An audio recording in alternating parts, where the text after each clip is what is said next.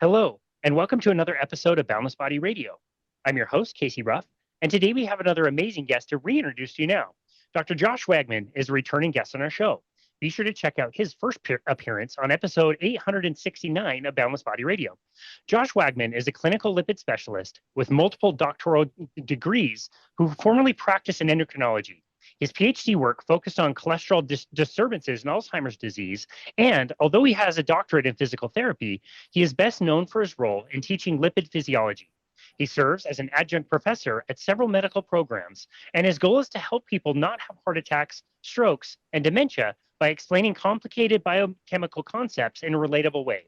Employing a smorgasbord of metaphors, pictures, and catchphrases, his latest book, The Home Security System and the Lipid Neighborhood, serves as a valuable reference for clinicians and non-clinicians alike, bringing refreshing relatability to complex biochemical topics. Through a lipid lens, you'll learn, laugh, and love your way through its pages, and in the end, you'll undoubtedly add life to your years. Josh is active in youth ministries at Heritage Bible Church in Boise, Idaho, and resides there with his family. He also enjoys CrossFit, basketball, ultimate frisbee, and all sports that don't involve skates. Dr. Josh Wagman, what I'm so honored is to welcome you back to Boundless Body Radio. Yeah, thanks for having me back. It was so fun the first time. We had to do it again. We had to do it again for sure. Between the last time and this time, it sounds like you got a little bit ill and maybe had lost your voice a little bit for a day or two. Yeah, I had a little bit of the black lung, as Derek Zoolander put it back in the day, and I lost my voice. And that's a problem because one of the few things I feel like I do fairly well is talk. And I go to school and then I learn things and then I talk about such things. And when you don't have a voice, man, I really have hardly any useful skills, especially if you put me on skates, like you said. So anyway, it's good to have my voice back, and we're gonna have some fun today. We're going to have a lot of fun today. And I do have some good news for you about the skates.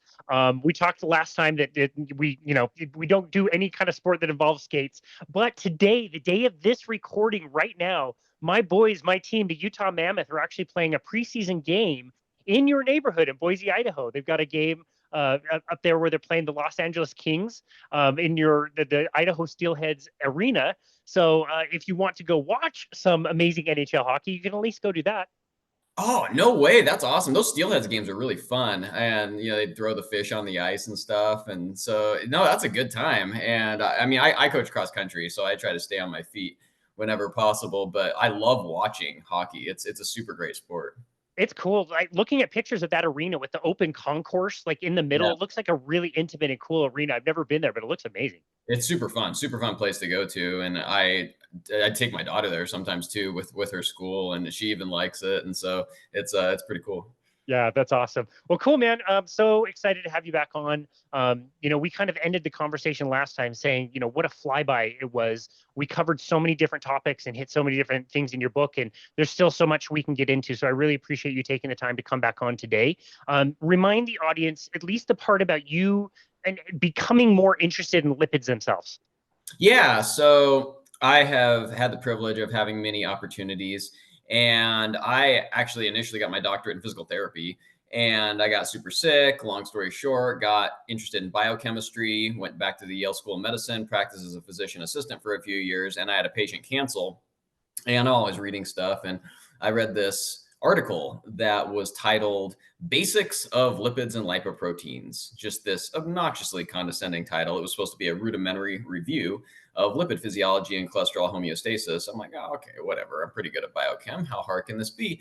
And I read this article, barely understood any of it, and it made me mad. So anyway, I devoted myself to trying to understand all this stuff, became a board certified lipid specialist, and then also went back and completed a PhD studying cholesterol disturbances and Alzheimer's disease because I can't help myself and I have very few useful skills except going to school and taking tests. So anyway, it's been great. And, I've been blessed to have all these opportunities to learn things. And hopefully now I can convey those things to the audience, because everyone out there probably does not want to have heart attack, strokes, and down the line dementia. So that's where we are. Got it. Okay, that's fascinating. Was it difficult for you to find correct information about cholesterol in particular? You know, cholesterol is a complicated topic. And so if you get your information from Instagram or from whoever is the shirtless influencer of the week on whatever social media platform it is, you may or may not get good information. And a lot of times what you hear will have a sliver of truth to it, but there will also be inaccuracies with it. Conversely, even if it's somebody who is a quote lipid specialist or a physician or somebody along those lines, I mean, they might be right in what they're saying, or they might not. You know, there's a lot of tribalism with this topic, interestingly. And so you really have to steep yourself in the biochemistry that the good Lord hath ordained, or else you're probably going to get steered in the wrong direction and you might fall into just a tribalistic mentality. And so that's why I write books about this topic, because everybody, I think, is peripherally aware of the importance of cholesterol, but it's kind of contentious, actually. And so I try to say I bring clarity and hilarity to cholesterol and cardiovascular disease because, you know, laughter is often the best medicine. And I try to make it relatable for people because there is a lot to it.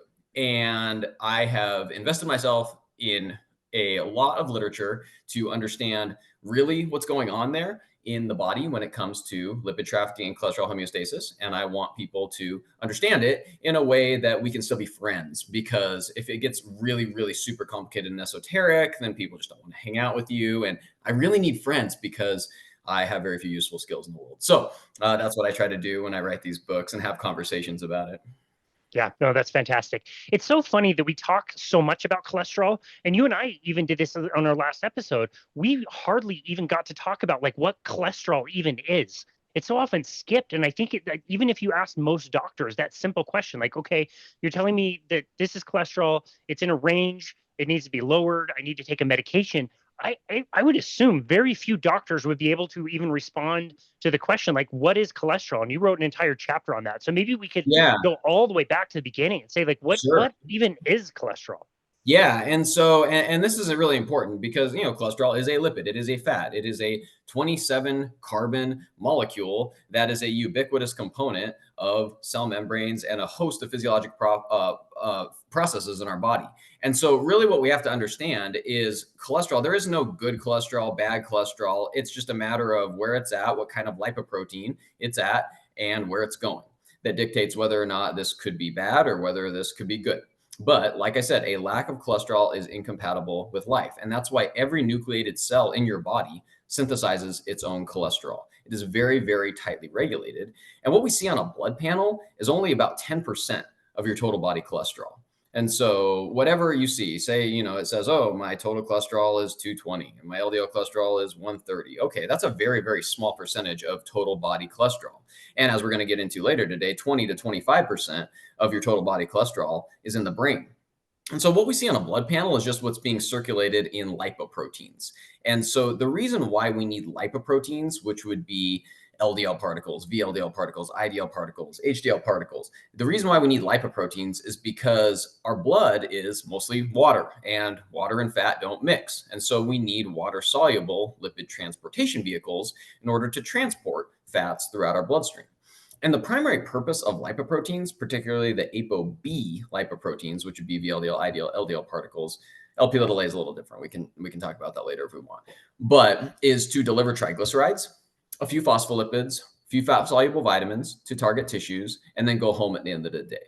And that's really what we want. You know, there's this really elegant, sophisticated transport system so that we can deliver the cargo and then go home at the end of the day, and then everybody's happy as long as the mailmen are doing their job. The HDL particles, which has historically been called good cholesterol, they actually only have about 45 molecules of cholesterol per particle. They have far less cholesterol per particle, whereas the ApoB side of the equation, as far as LDL particles go, have about 2,200, 2,700 particles of cholesterol. And so, you know, that's some inherent differences there with the various lipoproteins. But the HDL particles are more like police officers. And so they do a whole bunch of good things. But just looking at our HDL cholesterol on paper doesn't tell us if it's a good cop or a bad cop, if he's doing what he's supposed to or not. You don't really know. And so based on the metabolic milieu and some of the other blood tests we can get as far as your parameters of glucose metabolism, because one of my mantras is control your insulin, control your life, because hyperinsulinemia with or without hyperglycemia drives many, many chronic diseases in this country, either directly or indirectly. We can get a better idea of how to make sense of our lipid neighborhood if we take a good look at our home security system building blocks as well, which would be normal blood sugar, normal blood pressure, systemic markers of inflammation. And then if you're doing drugs, you should probably stop. And so that's why all these things have to be viewed in context, because there's a lot going on there. And if we get all the proper information, then we can better make decisions for ourselves when it comes to, am I at high risk of cardiovascular disease? Do I have cardiovascular disease that has been identified on various imaging techniques? What should I do about that? Do I need to live in a safer lipid neighborhood? Is my lipid neighborhood just fine? And so there are lots of these things, and people get confused by these things. And I would say a lot of physicians and healthcare professionals, what you get taught in school is LDL bad, HDL good, everybody take a statin. And there's a lot more to it than that. And so that's why I have to write books about it, because there's a lot to say, and we want people to be informed. We want them to be well informed, and we don't want you to just go into the doctor and then the doctor says something and doesn't have a good reason for what he's saying, except I'm a doctor, listen to me, because that is not a good reason for anything. And even if you have some expertise or have some credential or something like that, I think it's always, always important that you give a proper explanation and a good rationale for people's health, because all our goals are going to be the same. I mean, nobody wants to have these terrible events that can result in impaired quality of life and down the line, possibly even shorten your life. We don't want those things, but how we get there is important, and we need to meet people where they're at. And I think a lot of it comes with, hey, can I help you understand what we're trying to do here? And take the time to do that. Unfortunately, the medical system doesn't want you to spend time with people either. And so it's tough. It's tough out there for people. But what I try to do is give people a lot of metaphors, give people ammunition so that we can all have a good understanding of this, so that when maybe the recommendation is to be on some sort of lipid lowering therapy, you can say, is this reasonable? Is this good? Is there a better way to do it than has been proposed? And people can go from there and take ownership of their health. Got it. Okay. This really stood out to me in our last conversation. And like when we were talking about HDL cholesterol, part of that conversation is like we know something about HDL cholesterol, but there's so much about HDL cholesterol that we don't know. We might never know about it. But we do call it like the good cholesterol and the bad cholesterol. You just said that the blood where the cholesterol traffics around and goes to where it needs to go is a very small percentage of the cholesterol in your body, which is true. I'm really glad you brought that up. I think that's a really great point. But we also know through, like, for example, the work of Dave Feldman, we know that the LDL number in particular is crazy dynamic. Like you can change it almost like very predictably depending on what you eat or don't eat before a blood draw. And you can make your LDL cholesterol go up or down 100 points, 150 points. Like it's highly variable. You also said in our last conversation regarding HDL cholesterol, it's really hard to know, like whatever the level is this good? Is this bad? We don't really know. So my question is, do you see like way less value in getting these measured in the blood than maybe we supposed there was in the past? It depends. And so I think that just people don't live on paper. We can look at all these markers, and I love me some biomarkers. And when I run blood tests on people, a lot of times people would say, hey, run it all. And I would get my advanced lipid panels, and you can get particle subfractionations, and they'll show you how much small dense LDL particles and the large VLDL particles. And you can get the different sizes and the quantities of all of these particle metrics. And then if you take that with the metabolic milieu, you can triangulate and make some fairly decent decisions based on that. And in my second book that's coming out, I go into an even deeper dive on how to interpret those advanced lipid panels if you want to geek out with me and be a lipid specialist, which I think is fun, but you don't have to, right? That's in the deep end of the community pool. You can jump in if you want, but there's no lifeguard on duty. So anyway, but I think that the imaging techniques we have are super, super important. And though that's why one of my catchphrases is got plaque, get a CAC. What's a CAC? Coronary artery calcium score. It's a colonoscopy of the heart without the nasty pregame show, because it shows if you have calcified plaque in your coronaries, which is actually a late finding in the process of atherosclerosis. And there are many factors that result in a break-in, but you cannot have atherosclerosis without an ApoB containing lipoprotein or a mailman going rogue, as I say. So the mailman has to run his trucking arterial wall, and the maladaptive immune response that ensues results in plaque formation, and that can result in clinical events down the line. And so we also have imaging techniques that can detect soft plaque and degree of stenosis and give you all the plaque vulnerability features like CT angiography. And then we can some people have clean coronaries, but they might have plaque in their carotid distribution if you get a CIMT with carotid plaque assessment.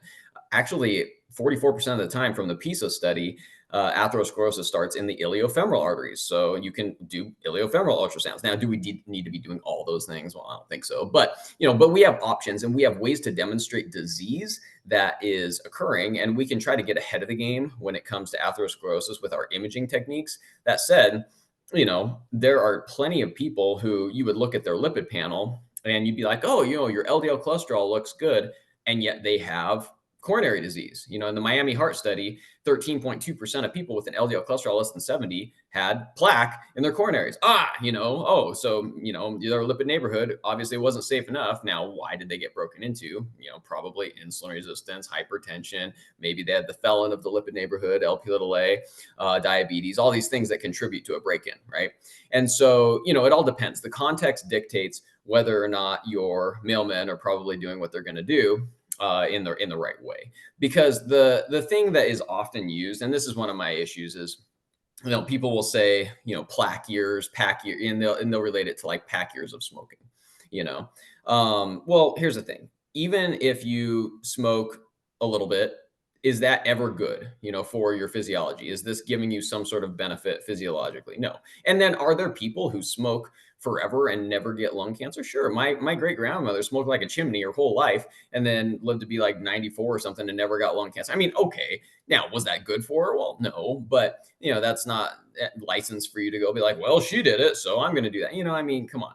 And so, but the thing is, I don't believe LDL cholesterol and these ApoB containing lipoproteins are inherently toxic because they have a job, right? Their job is to deliver the mail, go home at the end of the day. Now, if the mail force is corrupt, then sure, we can address the corrupt workforce, but there isn't inherent toxicity if they're doing what they're supposed to do. And that's where I think that, there are too many exceptions to the heuristic as far as plaque years for me to really feel comfortable utilizing that. Because look at these people. I mean, there are people with familial hypercholesterolemia, right? And they have zero plaque, even on CT angiography. Okay, that's interesting. What's protecting them? And then there are people who have FH who have accelerated and early disease. Okay, also interesting, and we should help those people. So it's one of those things where it's like I before E except after C. And all the exceptions. I mean, if you're going to use something, I would prefer there not to be like hundreds and thousands of exceptions to your rule. What I like to stick to is, and I'm biased, right? But my home security system and lipid neighborhood framework. Yeah, all these things matter. Let's look at them all. Normal blood sugar, normal blood pressure, keep inflammation low, don't do drugs. And then, hey, let's look at your lipid panel. On paper, what kind of lipid panel, what kind of lipid neighborhood are you living in? Because every one of these ApoB containing lipoproteins is potentially a criminal, potentially. Not necessarily, potentially. And then the LP-little-a particles, those are potentially the felons. Okay, let's know all these things. Let's know your numbers. And then, hey, we've got imaging too to make better sense and say, hey, what do we need to do something about this? And so I think if we take all these things into consideration, then we can make good decisions instead of just relying on one measure, just relying on one marker that we have here. Let's get it all, and that the trouble with this is people like to put in things to a risk calculator, your 10-year risk calculator. Well, those miss a whole bunch of people, right? My buddy who ended up having the felon in the lipid neighborhood, LP-little-a, his 10-year risk calculator was 2.3%. His home security system was actually pristine, but he picked the wrong parents when it came to LP-little-a. And he had a CAC of 2,814 and had to have a 5-vessel coronary artery bypass graft. Oh, dang, and that happens sometimes. It's a fallen world. But guess what? We got ahead of the game, got done what we need to get done, and he just did a half Ironman and qualified for Worlds over in Paris because he's an awesome champion of life. So, hey, I'm glad he's still around, right? So it's good to know all these things. And I think that what's really, really neat is we have some really sophisticated imaging to complement the blood tests if we understand what they're doing. I'm just never a fan of just taking these composite things, putting them in an algorithm and having the algorithm tell you what your risk is or not. You don't know. And that's why I try to teach clinicians and patients and anybody else who's willing to listen the individual utility of each biomarker or each imaging test. And that's how we're going to truly shift the paradigm from reactionary to preventive. And that's how we're truly going to have transcendence in medical care rather than a whole boatload of mediocrity. Yeah, that is so well explained. As humans, we really like simple explanations, and it just makes sense. Like everybody's heard that cholesterol builds up in your arteries. It's just like the cold grease down a pipe that clogs everything, and we have that image of the clogging, and yeah, it's just going to like build up. And so the more of the bad, quote unquote, bad cholesterol you have, the more it's going to be a problem. Can you talk just a little bit more about the process of cholesterol in atherosclerosis, for example, and how that works? And you mentioned already like insulin resistance and inflammation. And can you describe cholesterol's role in all of that when somebody does have heart disease? Yeah, and I think that really it's how it gets started, because you cannot have atherosclerosis by definition without one of these ApoB containing lipoproteins, a cholesterol laden perpetrator in the wrong place at the wrong time. And so, a lot of times, why did the cholesterol laden particle get delivered to the arterial intima? Well, what's its original role? It's to be a mailman to deliver primarily triglycerides, right? Triglycerides to the fat cell or the muscle cell, and then go home to the liver at the end of the day. But what if your mailboxes are full, i.e., insulin resistance? Because, we can't accommodate more triglycerides because my fat cells are all packed out and it's not getting into the muscle because we're not utilizing our savings account. Well, the mailman is going to keep driving around, right? And if he loiters, what's he going to do? I don't know. He's going to be more likely to get into a traffic accident. And especially if there are other factors like hypertension, which all these things go hand in hand. People with diabetes often have hypertension. They often have systemic inflammation as well. And then guess what? When sugars are high, it's hard to drive in a storm. I lived the song Jesus Take the Wheel at one point because I got caught in a blizzard. It's hard for the mailman to navigate properly when they're caught in a sugar storm. And that will make you more likely to run your truck in your arterial wall as well. And then if there is a traffic accident, right? Your body tries to do some damage control. And in the process, there's some well-intending citizens who are trying to help some inflammatory citizens. And oftentimes they make the problem worse. And so what happens is there's a wreck. There's a cholesterol-laden perpetrator. Cholesterol's not supposed to be there, right? Your immune response is like, ooh, that's bad. And so let's try to get rid of it. And so you have these monocytes, and there's something called MCP1 that attracts more monocytes, and they differentiate into macrophages. And then the macrophages engulf the cholesterol-laden perpetrator because that's what macrophages do. They eat what is supposed to be debris so that it can be cleared. Unfortunately, when cholesterol is in the arterial wall, there are scavenger receptors, various scavenger receptors, and they are not subject to feedback inhibition. So they recruit more and more cytokines, and then they keep engulfing the cholesterol-laden particles, and then that can elicit a maladaptive immune response and a maladaptive inflammatory response that can result in plaque formation. And then if that plaque is vulnerable and ruptures, bam, you're 100% occluded, and that often will lead to coronary events. And there's some really complicated vascular biology. There are a lot of these cardiac events are going to be atherosclerotic and a plaque rupture in nature. But there is plaque erosion. There is sometimes a stable calcific nodule that over time just grows and grows. And that's a rarer kind. There are various types of these sorts of plaques that can result in problems down the line. But if it's an atherosclerotic problem, it has to start with a mailman going rogue. Why did he get there? That's another interesting discussion. And there are multiple factors that can contribute to it. And so it's complicated, but I think we can make some good sense of why someone got broken into. Let's say someone has a calcium score of 100. Okay, well, you have atherosclerosis. Do we want to wait for that plaque to get worse? Do we want to wait for you to have that vulnerable plaque rupture and be 100% occluded? Or should we maybe consider doing something about it now? I would rather do something about it now. Now, why did you get broken into, though? If somebody has, diabetes, hypertension, systemic inflammation, am I surprised they got broken into? I'm real surprised that they aren't getting broken into, quite frankly, if they have all these risk factors, But with my friend, right? You look at this guy, you look at his home security system, normal blood sugar, normal insulin levels. He wasn't even insulin resistant by my standards, which I get these advanced lipid panels because you can identify insulin resistance in its infancy with advanced lipid panels if you understand how to interpret them. And he didn't even have any particle distribution patterns that would be consistent with insulin resistance, which is hard to do, because most people have some degree of insulin resistance, and that's no good. And so he was not insulin resistant at all. Blood pressure is perfect. He's an exerciser, but not excessively so, because that's an interesting discussion of people who are extreme endurance athletes with excessive plaque. Another interesting topic. But no systemic inflammation. I got an HSCRP. An HSCRP is a common measure of systemic inflammation. It was 0.4, and you like to be below 1. Anything over 2 is an independent risk factor for coronary disease. And he was good on that. And he, had never smoked or done drugs or anything like that. And so his home security system is great. But why do I feel like he got broken into? Well, he's got LP little a that's stratospheric, and his family history is telling me that that's probably the problem, right? And then he gets a CAC 2008 and 14. I think the large contributor to his early premature atherosclerosis was the felon of the lipid neighborhood. Now, are there potentially some other factors somewhere down the line, something else happened? Well, yeah, but I mean, really, that's what is screaming. This is the problem for this individual. And so anyway, and they're the people that really, most of the time things make sense, right? Somebody's got, insulin resistance. Well, shoot, your mailboxes are full. What are the mailmen going to do? I'm not surprised when they run their trucks in your arterial wall, right? And so, there are all these things that make sense. The people that keep me up at night are the ones who their home security system is real good. Their lipid neighborhood isn't even outrageous, right?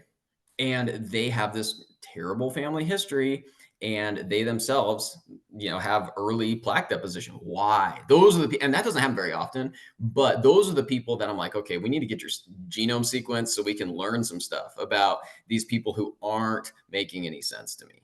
And so I've had two of those people. And anyway, but most of the time there's something in there. It's like, okay, yeah, that makes sense. That makes sense given what we know about these things. But I learn things new every day about lipids. It's humbling, and that's why you want to keep learning, because there's people out there and lives are at stake. And I want to help people add some life to their years. And, that's what keeps me going. It's awesome. And I could talk about this stuff for hours. I think it's absolutely fascinating. I'm glad you're still learning new stuff about it every single day. I want to jump back to your own personal story and your work with cholesterol disturbances and Alzheimer's disease. We mentioned that in the introduction. What was the nature of that work? Like, what were you doing? What were you noticing? What were you studying? Well, there's a big difference between living and existing. And my grandmother, she passed away last year. She had Alzheimer's disease. And all of us, I think, have been touched by that in a negative, adverse way. And it breaks your heart. And my wife has one copy of something called ApoE4, which we'll talk about. And that is the #1 genetic risk factor for Alzheimer's disease. And it's not deterministic. It doesn't mean that she will get Alzheimer's disease, but it just means she has less margin for error. And then if you have 2 copies of this ApoE4, then you have a lot less margin for error. Chris Hemsworth, people have known this a little bit more. Chris Hemsworth, he has 2 copies of ApoE4, so ApoE-Thor maybe. And so that has brought awareness to this ApoE genotype as far as making you have a little less margin for error when it comes to cognitive impairment. However, I think knowledge is power. And I think if you know you have less margin for error, you can hopefully pull the lifestyle levers that are essential throughout the lifespan in order to mitigate that risk. And then there are some interesting lipid disturbances that occur in ApoE4 carriers, which we'll get into a little bit, that will magnify that risk, particularly in the wrong metabolic milieu. And so all these things made me really curious about it. And also the brain's kind of the next frontier. Lipids below the brain, I'm pretty confident that when let's say that somebody I feel could benefit from some sort of lipid lowering therapy or some sort of metabolic intervention, diet, whatever it is, I'm real confident in what I'm doing below the brain. But once you get up into the brain, it's a whole new world, because the names are the same, but the way they operate is a lot different. And so below the brain, the half-life of these ApoB containing lipoproteins is like 2 to 3 days. Well, the LDL particles anyway. And so the half-life of lipoproteins in general is several days below the brain, whatever lipoprotein it is. But the half-life of cholesterol in the brain is 6 months to 5 years. Oh, dang, oh. That's different. And then we know that the primary mailmen below the brain are these ApoB containing lipoproteins. There isn't ApoB in the central nervous system. Well, there shouldn't be. There was a 2022 study of Picard and colleagues, and there was some ApoB in certain people, and that was highly correlated with hyperphosphorylated tau, which is one of the things that happens in Alzheimer's disease. So it shouldn't be there. ApoB should not be in the brain. And so under normal physiologic circumstances. So the primary delivery mailman in the brain is ApoE containing HDL-like particles, because it's not really an HDL particle, but it is in the same density range as an HDL, but it's so different. So all these things, so lipids are super important up there. And one of the first things that Alzheimer himself, Alois Alzheimer, noted was these toxic lipid droplets in people who had cognitive impairment in the phenotype of Alzheimer's. And so to me, when you're a hammer, everything looks like a nail. But I really feel that Alzheimer's disease is a lipid disease. It's a lipid disorder. And there's a lot of overlap between Parkinson's disease, between multiple sclerosis, between Alzheimer's disease. There's a lot of lipid disturbances in all those conditions. And I feel like it's a lot of it's kind of a continuum rather than one separate disease entity. And so there are abnormal protein signatures that denote all of these conditions. So for instance, in Alzheimer's disease, there's amyloid beta. A lot of people have heard of amyloid beta aggregates forming. And then there is this hyperphosphorylated tau and these neurofibrillary tangles that accumulate.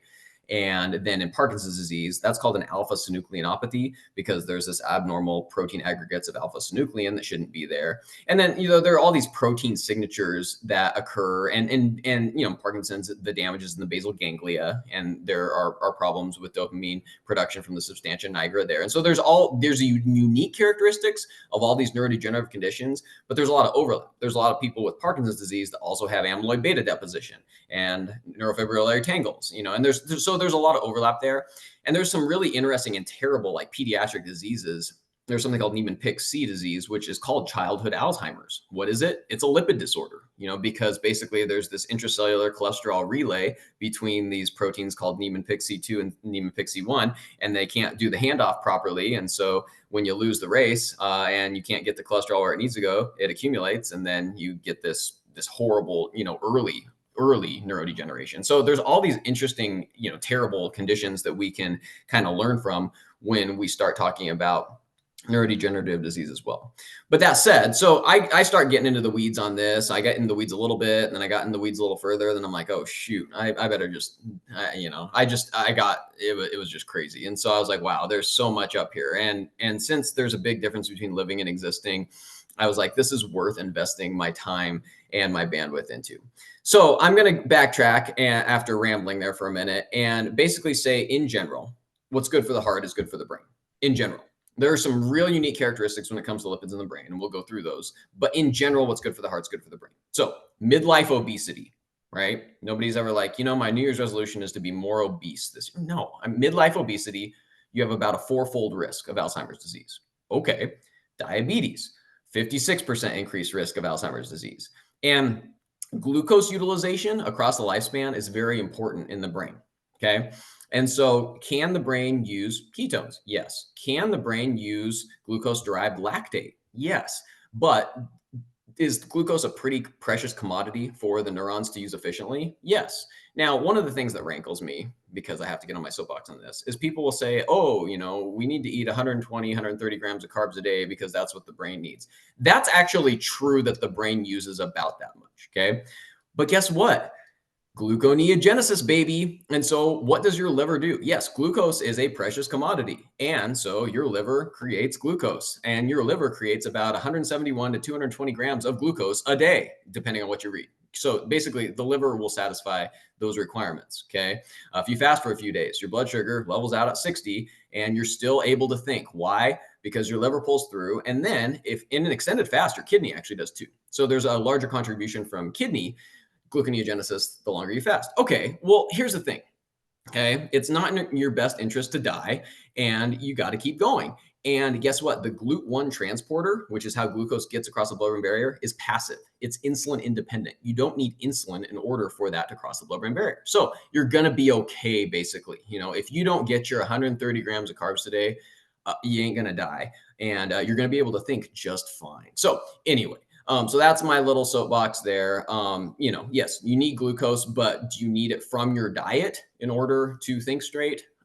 Please. So anyway, okay. So glucose hypometabolism. So people that don't use glucose well in the brain, that's one of the earliest features that we see in Alzheimer's disease, even years before people progress to mild cognitive impairment. So that is consistent. Obesity and diabetes and insulin resistance. Insulin resistance is associated with over twofold increased risk of Alzheimer's. So all these things go together, right? The better you can use glucose across the lifespan and be metabolically flexible, the better, right, for your cognitive health.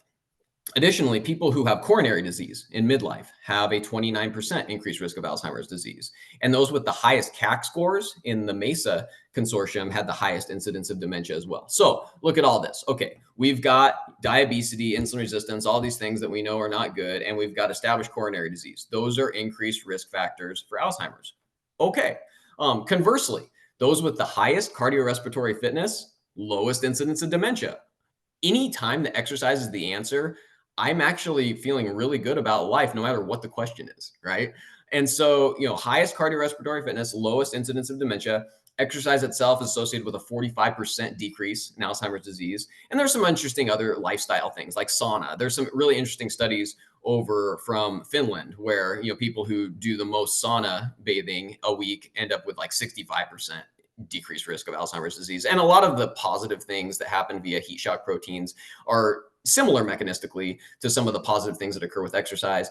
But, these are, and there's probably a lot of healthy user bias associated with all these things, right? But basically, what do we know here? Well, yeah, don't be insulin resistant. Coronary disease, heart disease is bad, and then exercise is good. This is not earth shattering, right? You're like, why am I even listening to this guy? Because yeah, but really, those are the answers across the lifespan: lather, rinse, repeat. Now, as far as lipids go, it's not as straightforward. There are studies that show that ApoB, elevated ApoB, which is a particle metric, because every one of these particles is potentially a criminal. Elevated ApoB in midlife from the UK Biobank is associated with increased risk of Alzheimer's. But interestingly, too, the LDL-C to ApoB ratio, which this would be, large buoyant LDL particles, that's inversely correlated with Alzheimer's disease in that same UK Biobank. That's interesting. Basically, it's complicated, right? So there's interesting nuance to what's going on with lipids in the brain. And so I think it would be helpful to talk about how the transport system in the brain is different than what's below the brain. So we've talked about it. The mailmen below the brain, ApoB containing lipoproteins, deliver the triglycerides, phospholipids, few fat soluble vitamins, go home and deliver at the end of the day. Okay, fine. Half-life, a few days. Okay. Now, but in the brain, we've got 6 months to 5 years, a lot longer. And so in the brain, the main mailmen are going to be ApoE containing HDL-like particles. And cholesterol is primarily synthesized from the astrocyte. So an astrocyte, astro star, so it's a star-shaped cell. It's a glial cell, which is a support cell for the neuron because the neuron is running the show. And so we've got all these other cell types in the brain that are supporting the neuron and helping the neuron do its job. So how it's supposed to happen is the astrocyte makes cholesterol, and then it effluxes it to an ApoE HDL-like particle. There's your mailman. And the HDL-like particle takes the cholesterol, delivers it to the neuron. The neuron can take up the cholesterol and hopefully use the cholesterol for whatever the neuron needs to do. And cholesterol is really important in synaptic transmission and a whole host of other important activities in the brain. And so this is important because cholesterol is very energetically expensive to make. It requires 36 ATP to make one molecule of cholesterol. And the neuron's got other stuff to do, right? The neuron's got a body to run. The neuron is doing all sorts of these other things. And so it's nice to depend on somebody else to produce the cholesterol, nice to depend on somebody else to deliver it, and then you can use it and go on your merry way. However, this becomes problematic in people who have 1 or 2 copies of ApoE4. And so what happens with the ApoE4 particles is they're like easily distractible. And so they get poorly lipidated. So when the cholesterol is synthesized by the astrocyte and exported to the ApoE4 HDL-like particle, it's like somebody at your office who is very easily distractible. And instead of taking the memo to the CEO and the executive, or maybe the physician, if he's signing papers, they get distracted. And so on their way to deliver it to the neuron, they're like, oh, squirrel, and so they get distracted and then they leave the cholesterol in places where it doesn't belong. Well, if cholesterol accumulates in places it doesn't belong, what happens? It's a very pro-inflammatory response. And so the microglia in the brain, which are the immune cells in the brain, they're kind of like macrophages in the brain. They get annoyed because they're like, what's this? What's this mess? And so in the effort to clean up the mess, they actually make even more of a mess and neuroinflammation ensues. And then here's the thing. What if the neuron's not getting the cholesterol it needs to do its job? Well, the neuron's getting annoyed too. And then a lack of cholesterol is very, very problematic for the neuron too. So everything goes wrong. And that's where we see 3 hallmark signs across the board in people with Alzheimer's disease when it comes to lipid disturbances. The first one is defective lipid transport. That's kind of the ApoE4 distractible guy. The second is impaired ability to eliminate excess cholesterol from the wrong places. So there's these toxic lipid droplets that accumulate in the wrong place.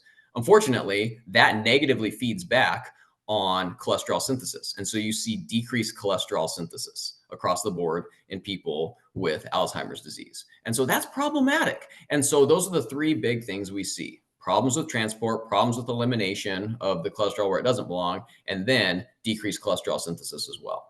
And so if we know these things, then, okay, well, maybe that can help inform our decision-making process when we're dealing with people who we not only want to consider their cardiovascular health, but we want to get ahead of the game when it comes to neurodegenerative disease as well.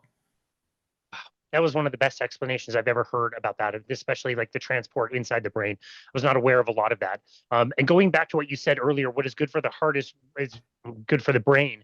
Does that mean specifically addressing insulin resistance can be beneficial for both? 100%, 100%. And, I mean, control your insulin, control your life. A lack of insulin, incompatible with life. Those are your kiddos with type 1 diabetes and they need some insulin or else they're going to die. Conversely, hyperinsulinemia. I mean, there are so many conditions that are driven either indirectly or directly by insulin resistance, and so there's a sweet spot there. And so that's why too, and there's research on GLP-1 receptor agonists, things like, semaglutide, that will help people's insulin sensitivity. And they're studying that in actually saying, hey, is this going to help them from a neurodegenerative standpoint as well? And there's some early pilot studies that actually show decreased amyloid beta aggregation with some of these incretin mimetics. But really, what are those doing? If you need an incretin mimetic as a catalyst to help restore your metabolic health, okay, great. But really, what is it doing? It is helping you control your insulin, control your life, and so I think that really, to me, it's really no surprise that this is being studied as a potential tool for neurodegeneration. I just think that we need to really get ahead of the game. And to me, even though we see amyloid beta aggregate, and even though we see hyperphosphorylated tau, and we have some biomarkers now and this is what's kind of cool, is because historically it's been hard to study the brain because nobody's lining up to go get, CSF taps. And, it's not like I'm going to say, hey, if you want to biopsy my hippocampus, go crazy here. No, I mean, the people aren't lining up to do these things. And so that's why it makes it hard. And so anyway, but really what we have now, though, is we have some biomarkers, p-tau217, amyloid beta 42/40 ratios, some things that are actually correlating quite well with what we see in the cerebrospinal fluid.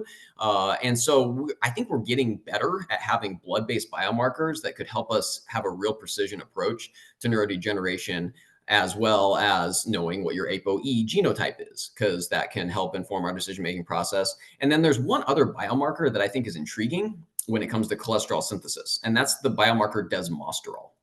And so what's really, really interesting is most of the time, the lipids don't correlate very well because they're so different. There's no ApoB in the brain. These things don't correlate very well with what we see on a blood panel, and that's only 10% of your total body cholesterol anyway. However, what's really, really interesting is in the Helsinki businessman study, and there's another Japanese cohort, desmosterol actually in the plasma correlates really, really well with desmosterol in the central nervous system. And so if desmosterol is low, and these are in people who were not on any sort of lipid lowering therapy, those are the types of people that go on to develop Alzheimer's dementia, because decreased cholesterol synthesis is one of the three hallmark things that we see across the board as far as lipid disturbances in Alzheimer's disease. So can you test desmosterol levels? You can. Boston Heart Labs has that, Mayo Clinic has it. And, if somebody is low on their desmosterol and you're trying to manipulate other factors, well, that's something to consider. And what's interesting too is there's this big discussion on statins and brain health, and at the population level, there really isn't a signal for either help or harm as far as statins are. But what's the one lipid lowering therapy we have right now in our armamentarium that does cross the blood-brain barrier? It's the statin. And if you're already dealing with somebody who has low desmosterol, right, and who is under synthesizing cholesterol, and we know that people who have decreased cholesterol synthesis tend to progress to Alzheimer's dementia, do we want to just blitz you with King Kong atorvastatin? And especially this person even might have coronary disease too. Well, we want to help the coronary disease, but is there a better way to do that rather than just, worshiping at the altar of high intensity statin? Well, you tell me. And so I'm a big fan. If there's a reason to suggest a lipid lowering therapy, I like combination therapy. and you can minimize dose dependent side effects of things, stay below the brain where you know what you're doing until we have a better understanding of what exactly we're doing up in the central nervous system. Got it. Can anybody listen to what you just said over the last 45 minutes and come to a conclusion that a low fat, high carbohydrate diet is good for any of what you just explained? A low fat, high carbohydrate diet. If you are training for the Tour de France, then you're probably, you can do whatever you want, and so it's really, really interesting. And so I think that in general, for people's activity level, they probably eat way too many carbs. I mean, in general, right? Because really what we need to be is metabolically flexible, whatever you're doing. There are multiple dietary strategies that can work for somebody for not only your home security system, but also your lipid neighborhood. The standard American diet just isn't one of them. And so I think that really, if you can access your savings account with your fatty acids, then you're going to be, utilizing glucose probably efficiently in the brain.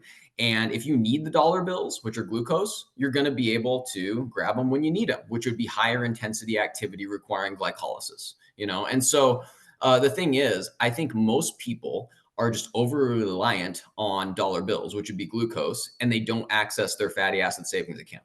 And then when they do go to grab their wallet for dollar bills, they fumble that and they don't even use those. That's insulin resistance. People just are very, very poor at substrate utilization. And so I think that whatever is around, you should be relying on your savings account. But if there's glucose around, if you're, somebody who has the mitochondrial profile of a pro athlete, then yeah, the furnace is hot. It will burn. You are not in a chronic state of overnutrition. And so I think a lot of it is just dictated by multiple factors, your leanness, your activity level, these things like that. Right. And so I know for myself, if I go, because I coach cross country, I run 40, 45 miles a week, and then I go lift and run and all the things, whatever. I kind of train like an 800-meter runner, which I think is a pretty good way to train. I think, anyway, so you've got high cardiorespiratory fitness, you've got high speed, you got high, glycolytic capacity. Anyway, I it's whatever. And that's not everybody, right? But, I think that's fun too. I think running around fast is fun. And then also not getting tired instantly is also fun. So anyway, but, I understand not everybody's going to do that.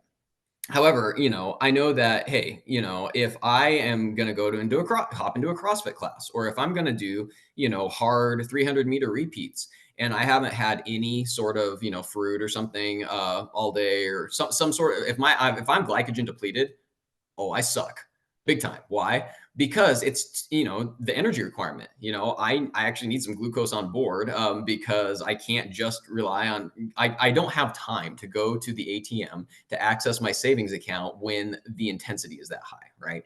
And so a lot of what we're doing nutritionally is dictated by what we're doing physically as well. That said, people who are just, sitting around at a computer all day, yeah, you should be relying on your savings account. This conversation we have right now, as stimulating as it is, as exciting as it is, we're utilizing fatty acids, man. There's not need for us to go and use the dollar bills for this stimulating conversation because we are sitting here. And so, that's the thing. And I think that if people are metabolically flexible across the lifespan, that's not only going to have, it's going to portend benefit for your cardiovascular health, but it's also going to portend benefit for your brain health as well. And so I think that that's super important. And, context matters big time when it comes to any sort of nutritional conversation.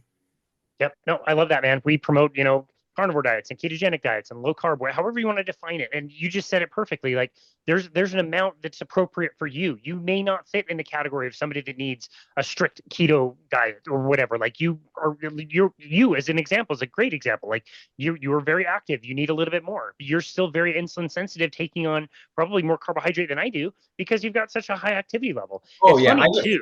I get flagged as a type 1 diabetic on my blood panel because on overnight fast. Why? Well, just because I'm very insulin sensitive. And if I've fasted overnight, guess what? Insulin should be low, So I'm a big fan of fasting insulin as part of, our blood panels as well, because if you're constantly in storage mode, because insulin's a storage hormone, when you should be in burning mode, that is problematic, even if your A1C is normal and other things like that. So yeah, And I've tried. I mean, I cycle in and out of ketosis just because I'm, super lean and I run around a lot. But I have gone strict ketogenic diet myself.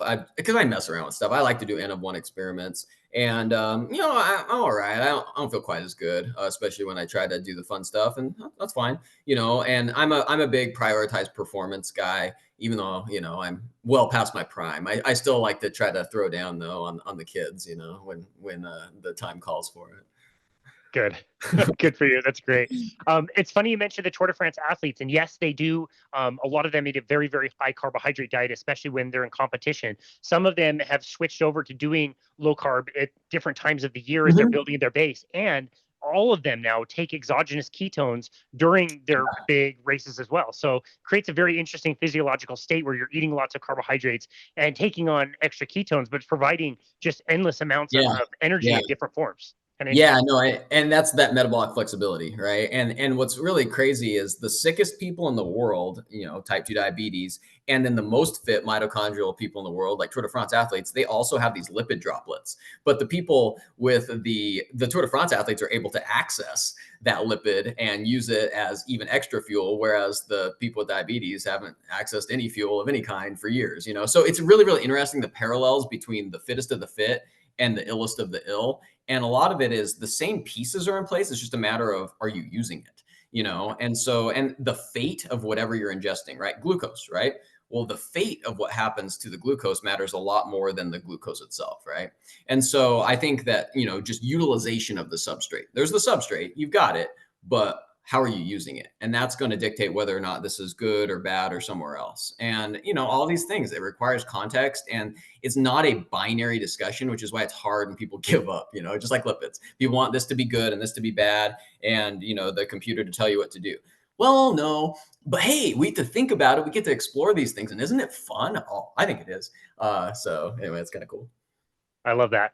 Before we go, I wanted you to comment on your last chapter, how you wrapped up your book, the grand conclusion. Could you tell us a little bit about some of the thoughts you put into the conclusion of your book? Yeah, and this is really why I wrote it. I tell this story, and was this patient of mine who she came in, her A1C was super high, like stratospherically high, 13, 14, something like that. And so I'm like, okay, well, let's do our thing. I even had a couple medications on board to help catalyze the shift to a low carbohydrate diet for this person. And she was really dialed in, and she had a continuous glucose monitor, and she made some modest improvements after a few months. It was down to, I don't know, 9.2, which is not good. I mean, that's not good. And so but she was doing okay, and I was like, okay, well, we're starting to get there. And I wasn't sure she was really doing the dietary thing, because I mean, it does work quite well, especially when someone has diabetes. I mean, you go low carb. I mean, there goes your diabetes, right? I mean, I've seen this, many, many times, right? It's great. And so anyway, so I was like, okay, can you, do a food log for me? And she kept her food log. I'm like, man, this does look pretty good. And she'd even started exercising. She even went to the gym and started exercising too, which I was like, wow, that's ambitious. I like that. Because most of the time, the people haven't really exercised for many, many years when A1C is 13.2. So anyway, so and she was exercising, and I'd even seen her at the YMCA, so I knew she wasn't lying about that. And she was pretty straight up. You can usually tell when people are just giving you the business. And we still weren't getting anywhere. And her morning blood sugars on her CGM were just sky high. And I'm like, man, I was like, and I started thinking, I was like, man, does she have like some sort of weird zebra monogenic diabetes of the young? The things I think about, weird stuff. And then I'm like, do you have sleep apnea? And she's like, I don't think so. And I was like, I think you might. So we get a sleep study. She had severe sleep apnea. And she wasn't actually the classic phenotype as far as somebody, whose neck is as big as my waist or something that usually, is like, yeah, sleep apnea. No, she was not that classic phenotype. And so, but she had severe sleep apnea. She gets her CPAP. And then within a couple months of getting the CPAP, her A1C was down to like 5.7. I mean, like in the pre-diabetic range. And so instantly everything clicked. And that just stresses to me the importance of rest. And one of my other favorite studies is they took these kids, no insulin resistance, even on oral glucose tolerance test. And for 5 days, they sleep deprived half of the group, and then the other group slept 8 hours or whatever. And then after 5 days, half of the sleep deprived group had levels consistent with prediabetes on their repeat oral glucose tolerance test. I mean, it takes a long time to jack yourself up metabolically with, lack of dietary intervention, lack of exercise, but it's so fast if you're not getting adequate rest. And so the importance of sleep is amazing. And what the thing about sleep is it's passive. You can't say, oh, I'm going to really work hard. I'm going to get a good night's sleep. You just got to let go. It's passive, and yet it's the most important thing that we can do in order to have our metabolic health. And you can do the right things, right? This lady was doing the right diet. She was doing even exercise, which is unequivocally awesome for your physiology. And she wasn't getting anywhere because she wasn't resting. And for me, I'm a Christian saved by the grace of God. I believe that that's the parallel to salvation, because all these things are so complicated. And yet I think that it's a beautiful picture of what God has ordained for us as far as salvation goes, because you can try to be a good person. You can try to fill your mind with positive thoughts, and this would be like exercising and you can do all these things and try to be altruistic. But if your rest is not first in the work of the one who lived the sinless life you and I never could, who died the criminal's death you and I deserved, and then defeated the power of sin and death by rising again, you're just spinning your wheels, and you're never going to know. You're never going to know if you've been good enough. And so you just got to give it away. You just got to let go and say, hey, I need you. I need a savior. I am such an imperfect, flawed person. I know I can never meet God's perfect standard on my own, and yet I know the one who did. And so you let go and you rest in his promise. And then what are you going to do? Are you going to do nice things for people? Are you going to be altruistic? Yeah, but it's not because that's the be all end all. It's because out of gratitude for what he's already done for you. And so anyway, that's how I end the book. And hey, I hope that, the people have fun with it. And like I say, I hope they laugh a little. I hope they'll learn a little. And I hope that people actually take stock of what comes next, because this life is such a blessing. Every day is a gift. We're not guaranteed tomorrow, but what comes next? And I think it's important for all of us to consider that as well. And hey, if someone listens to this and wants to have a deeper conversation about that, I'm there for you too, because it's such a blessing to spend this life with amazing people, because when God gives a gift, he wraps it in a person. Man, I love that. Whether somebody listening or watching is a Christian or not, I think that's a beautiful sentiment. And I don't know of anybody who has gone through this journey of correcting lifestyle things, in particular diet, sleep, all the things that you're discussing, and don't innately feel like their spirit is greater. They feel more gratitude naturally. They feel more altruistic naturally. It kind of bubbles out of people without people really trying, because you're living that life. Your cells are singing in a way, if you want to think of it that way. And I just think it's a beautiful thought. So I'm glad you wrapped up your book with that sentiment. For sure. Yeah, that's awesome, man. This has been another awesome conversation. Like I said, last time I could talk to you for hours and hours. I know you're busy. Really, really appreciate your time. Josh Wageman, where would you like people to go to find you and connect with you and your work and pick up the book as well? Yeah. So, and also hopefully in time for Christmas, there will be what's called the Remix second edition for the clinician and anyone on a mission for more lipid tuition, because sometimes I'm compelled to rap about biochemistry and stuff. And there's some interesting additional sections to that. There's an endocrine thermostat section. There'll be topics such as postmenopausal HRT, the effect of thyroid hormone, adrenal hormone, some interesting stuff there. And then there's a deep end of the community pool for deep dives into physiology. There's even a chapter on my physiologic speculation on what's happening when people have a ketogenic diet induced hypercholesterolemia, which is a really interesting topic on just some of the mechanistic things that I think are occurring from an adaptation profile wise. And so that may be of interest to a lot of the listeners too. And so that's in there. And so that should be coming down the pipe, hopefully in time for Christmas. It's all written. It's just a matter of in the final stages of formatting. Anyway, so there's that to look forward to. But you can find me on LinkedIn. You can find me on Insta. You can find me where else? Anywhere there are some sophisticated lipid discussions going on, I'm probably in the vicinity. And so, but yeah, and you can reach out to me, as long as you're not creepy. And Twitter, so X. There's some, we have some fun discussions on there. So any of these platforms, you can reach out to me, send me a private message if you'd like. And then on Amazon is just The Home Security System in the Lipid Neighborhood is the title of it. I mean, it's cholesterol education month actually wrapping up. And so there's been some medical practices that have bought it in bulk for their patients just as a resource. And so people have some understanding of this, which is great. That's what I want. I mean, my royalty is like 14 cents. I don't make anything off of this, but I want people to read it and I want you to have fun with it. And hopefully that helps you out and is enjoyable at the same time. So it's like $7. And so anyway, if you can afford a pumpkin spice latte, you can afford to fall in love with lipids. So anyway, That was yeah, good. That yeah, was good. yeah. Uh-huh. That's great. Well, we'll link that all up in the show notes. It's super cool to hear what you've got coming in the pipeline with the new book and all the additional resources for people. So that's wonderful. We'll make sure all that's linked up. And yeah, maybe in a few months when that's starting to come out, we can have you back on again to go in a Sure. deeper dive. Hopefully, Yeah. sing some more books for you and get more 14 cents a book for you. Sounds good, man. It's awesome. Thank you again, Josh Wageman, for everything you do. And thank you for coming back on our show today to help educate us about cholesterol in the brain. It was super fascinating. We really, really appreciate you. Thanks for having me. Absolutely. It was a pleasure. And this has been another episode of Boundless Body Radio.